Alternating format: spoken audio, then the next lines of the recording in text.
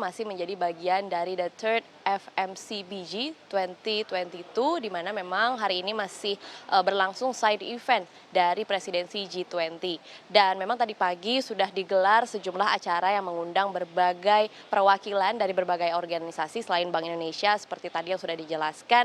Ada juga datang dari unsur IMF, Indonesia Monetary Fund, di mana dari IMF sendiri ini dihadiri oleh Kepala Divisi Departemen Moneter dan Pasar Modal di Dana Moneter Internasional, Tommaso Mancini Grifoli, yang memang hadir secara langsung. Dan Tommaso yang hadir di Nusa Dua Bali secara langsung tadi pagi ini menyampaikan salah satu poin yang cukup menarik kalau kita melihat dari salah satu topik yang dibahas maksud kami pada FMCBG 2022 pada pekan ini, yakni ia mengungkapkan adanya kemungkinan atau risiko dari stabilitas keuangan hingga krisis ekonomi kalau digitalisasi mata uang ini tetap diterapkan di suatu negara, atau kalau di Indonesia sendiri kita sebut sebagai rupiah digital, atau dengan nama lainnya juga Central Bank Digital Currency atau CBDC. Kemudian Tommaso ini menjelaskan bahwa risiko penerbitan rupiah digital ini akan mengganggu stabilitas keuangan lebih dalam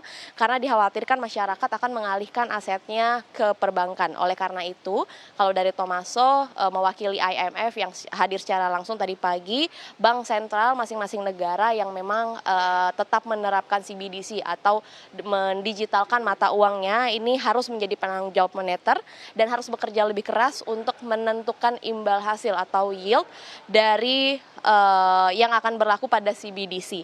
Oleh karena itu, lanjut Tommaso dari IMF ini menyampaikan bahwa perlunya kajian mendalam dari bank sentral berbagai negara mengenai rancangan mata uang digital untuk menghitung berbagai risiko jika CBDC tetap diterapkan. Tidak hanya itu, Tommaso juga meminta masing-masing negara dari bank sentralnya ini harus mengungkapkan informasi sejelas-jelasnya secara transparan tentang dampak-dampak yang bisa terjadi jika masyarakat memiliki mata uang digital. Ini salah satu hal yang disampaikan pada rangkaian acara G20 pada hari ini, yakni di hari kedua yang memang akan diberlangsungkan selama satu pekan ke depan. Kemudian di kesempatan yang sama, kalau dari Bank Indonesia sendiri melihat bahwa memang rupiah digital ini masih dilihat sebagai inovasi di tengah masyarakat yang merupakan program digitalisasi ekonomi untuk menghadirkan alat pembayaran yang lebih baik, di mana seperti yang kita ketahui masyarakat di Indonesia ini sudah mulai terbiasa dengan melakukan transaksi ekonomi dengan menggunakan digital dibandingkan dengan uang tunai.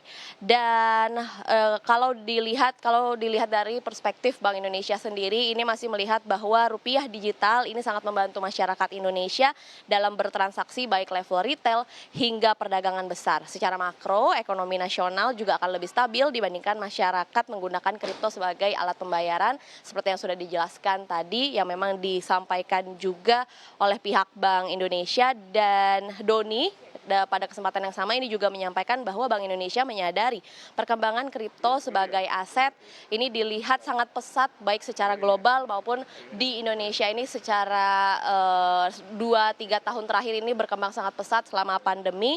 Namun hingga saat ini memang kripto masih belum diakui sebagai alat pembayaran, karena kalau dari Bank Indonesia dan juga stakeholder ini masih melihat kalau menggunakan cryptocurrency sebagai alat pembayaran risikonya masih sangat tinggi atau berbahaya.